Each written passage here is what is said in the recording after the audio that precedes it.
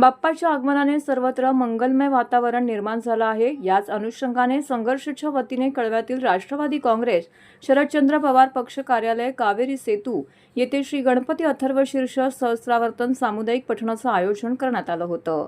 दरवर्षीप्रमाणे यंदाही गणपती बाप्पाची विधिवत पूजा अर्चा करून संघर्ष महिला संघाच्या अध्यक्षा ऋता आव्हाड यांच्या हस्ते सहस्रवर्तनाची संकल्प सिद्धी करून गणपती अथर्वशीर्ष पठणाला सुरुवात करण्यात आली। यंदाचे संघर्ष संस्थेचे अथर्वशीर्ष पठणाचे हे 6वे वर्ष आहे।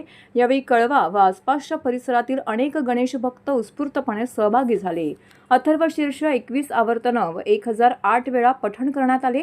पठणासाठी सहभागी झालेल्या गणेश भक्तांच्या हस्ते बाप्पांची आरती देखील करण्यात आली। या प्रसंगी ऋता आव्हाड यांच्या वतीने पठणासाठी सहभागी झालेल्या सर्व गणेश भक्तांना भेटवस्तू देण्यात आली। मोठ्या भक्तिमय वातावरणामध्ये अथर्वशीर्ष पठण कार्यक्रम संपन्न झाला।